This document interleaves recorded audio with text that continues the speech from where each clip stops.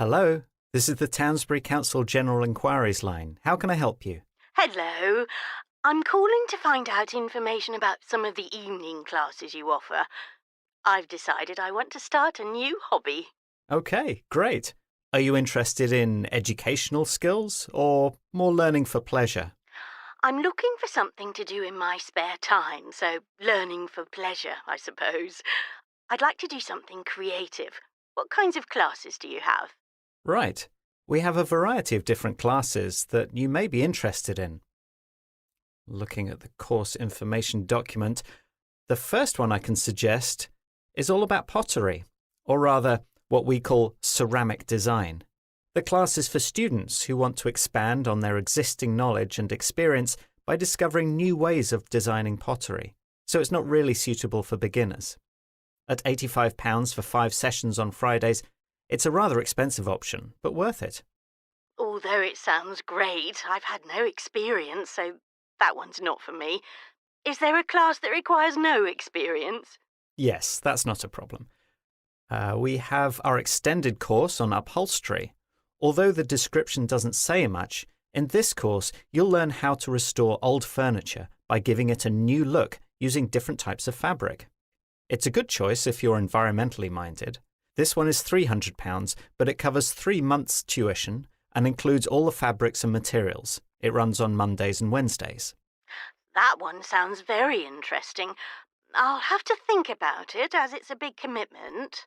Another option for you would be our drawing and painting class. This one is special as it's free of charge for 2 weeks and it runs on Thursday evenings.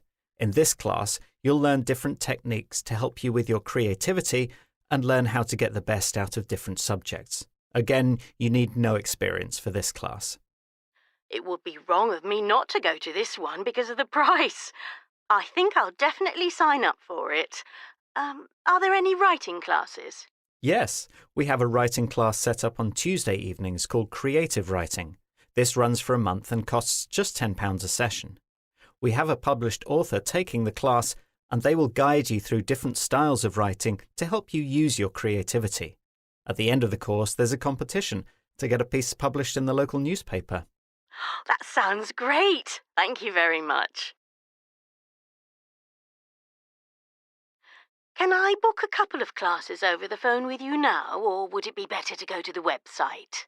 It's probably best to complete our online form. OK, great. I'll do that. Once I've made my booking, how do I know that I've been accepted onto the course? Will I get an email? After your booking has been processed, you'll usually receive a phone call confirming your place on the course and when the start date will be and who your tutor is. You'll be given your tutor's email address and then all communication goes via that email address. Wonderful. Thanks very much for your help.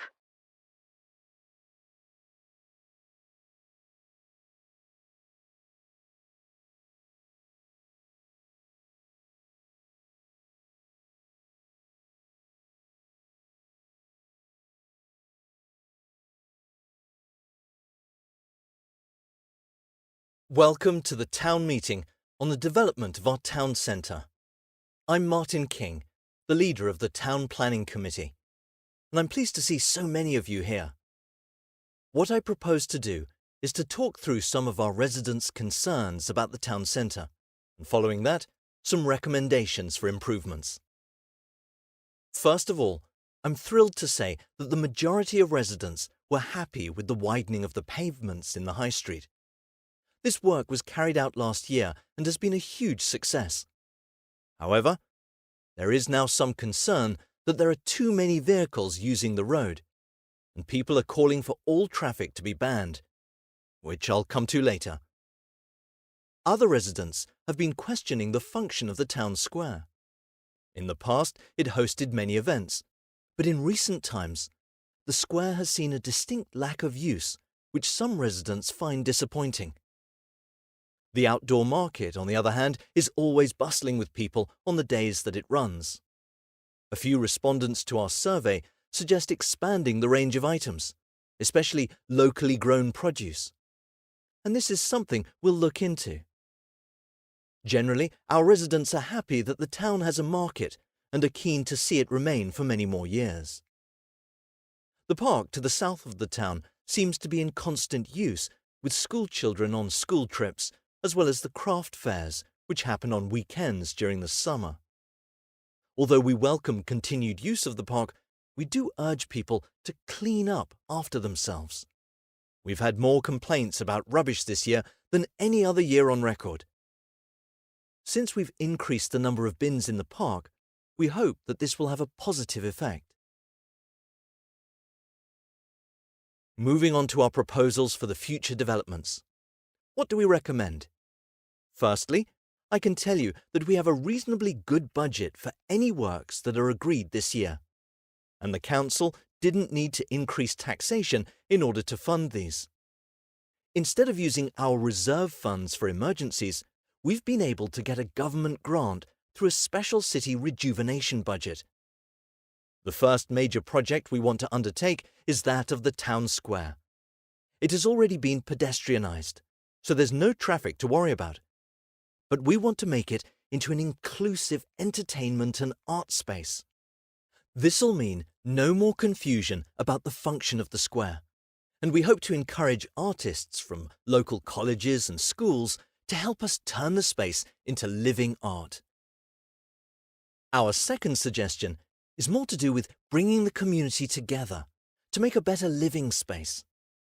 We're recommending the setting up of a litter clear-up group, made up of volunteers, to improve the appearance of the local surroundings. We would look for teams of people to walk around pre-arranged sections of the town, helping to clear some of the rubbish. We seem to have been inundated with volunteers, but we need a coordinator. So if you're interested, please send me an email. On a similar topic to this, we are pleased to announce new installations of recycling stations to be placed around the town. The general recycling will be located in the supermarket car park, while the plastic-only waste will be situated behind the library. Any textile or clothing donations should still go to our charity shops. Finally, the market is going to get bigger. We've invited more local sellers to attend the market, and this should be starting next month. We're also going to trial a longer market day, so that more people have the time to visit and take advantage of our new suppliers. We'll review this in 3 months. In the meantime, if you have any further comments, can I please ask that you send me an email or speak to me at the end of the meeting? Any questions at this time?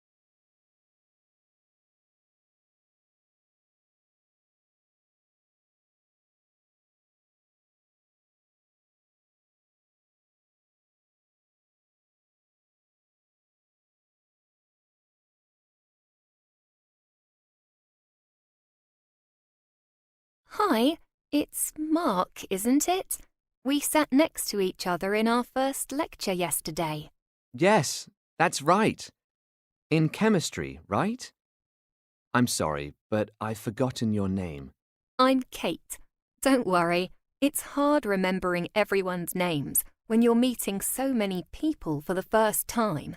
Exactly. So, what did you think of the lecture? It already seems to be a bit more complicated than what I'm used to. I don't know if I'll ever understand it completely. It was only the first one, so I'm not too concerned about understanding it. I'm more worried about having to make notes because the lecturer spoke quite fast. I think I managed to get everything down, though.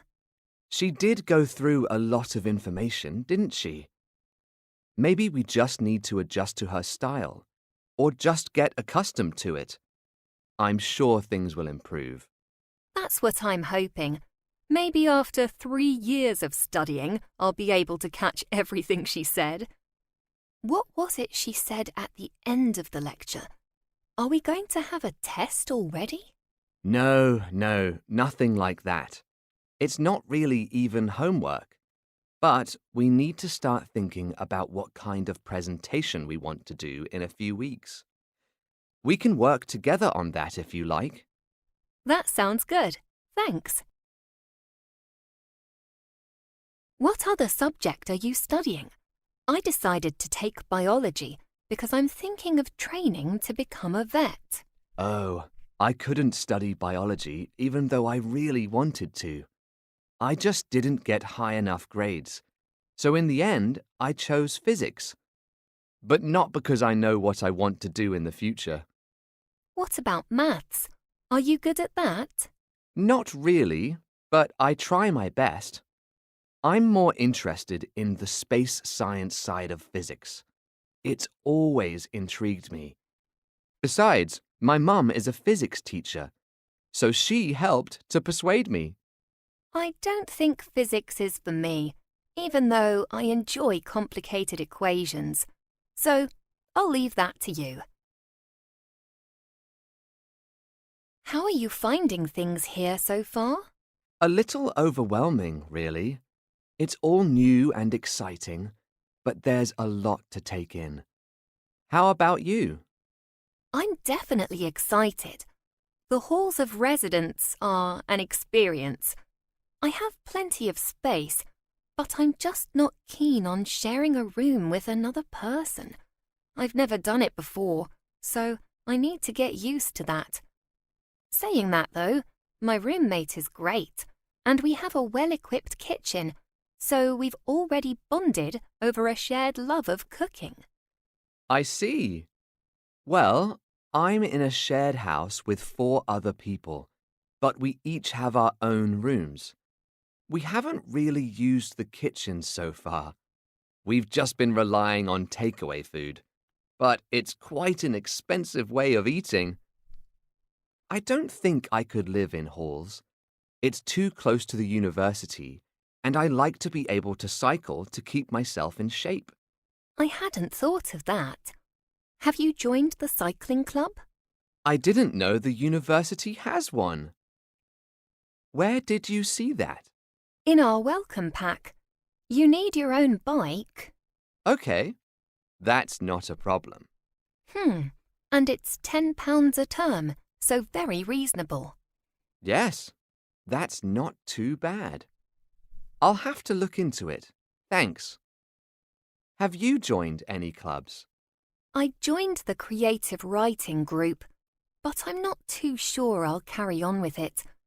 I think I'll just be too busy to do anything outside of classes and studying, although I've loved writing stories in the past. It's a free club, too, and there are already lots of members. But I think I might have to see how things go with my studies. Well, see how you get on over the next few weeks. Things will get easier, I'm sure.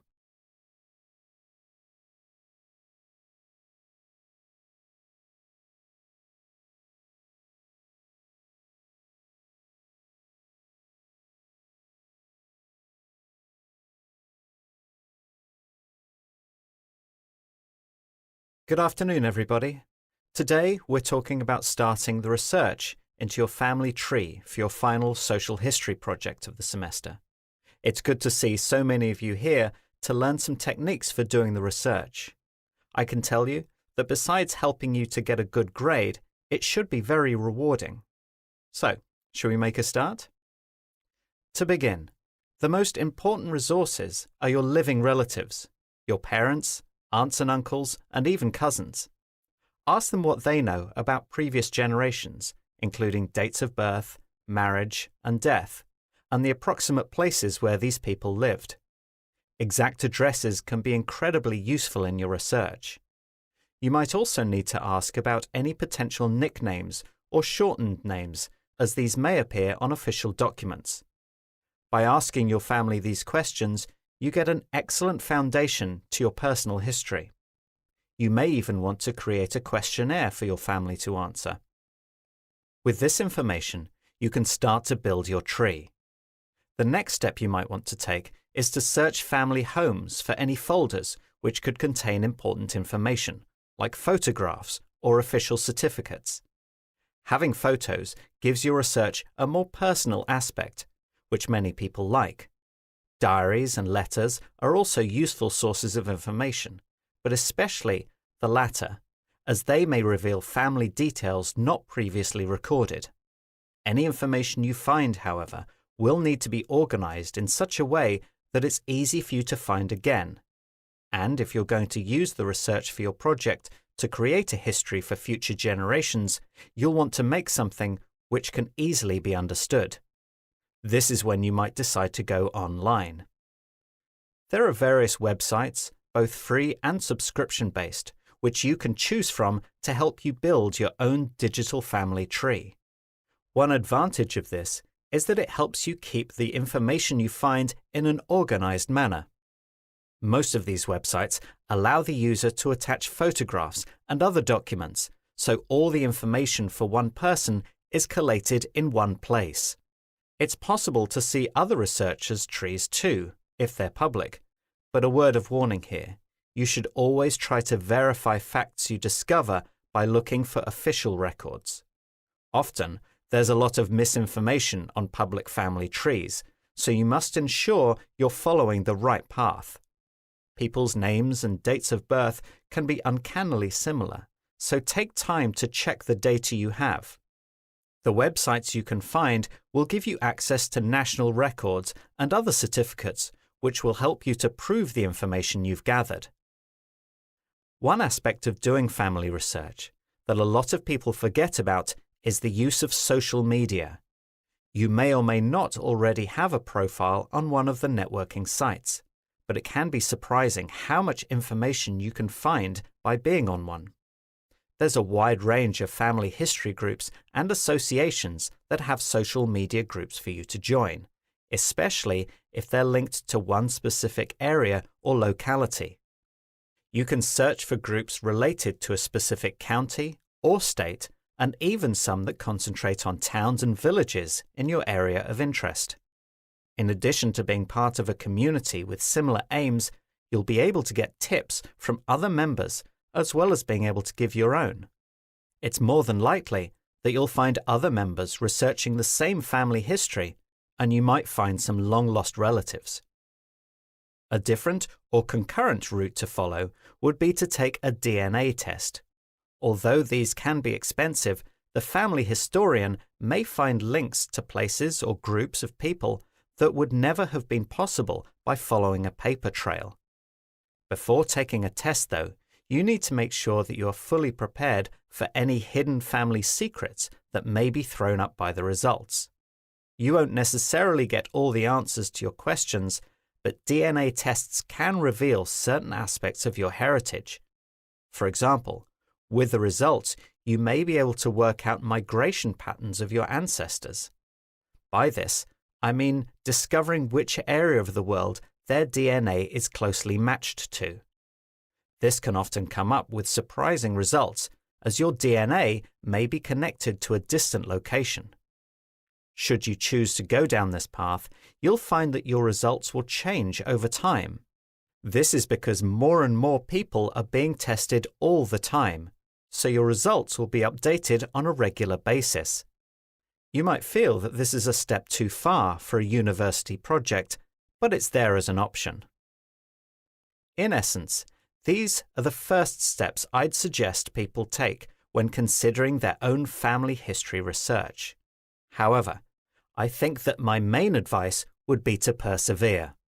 In your research, you're bound to come across obstacles every now and then, where you can't find the information to confirm a person on your tree. But with dedicated research and patience, your hard work will be worth it in the end. Some people choose to stop at a particular point, but really the possibilities are endless. One ancestor leads to another, and before you know it, you're looking at places that you might never have dreamed were connected to you.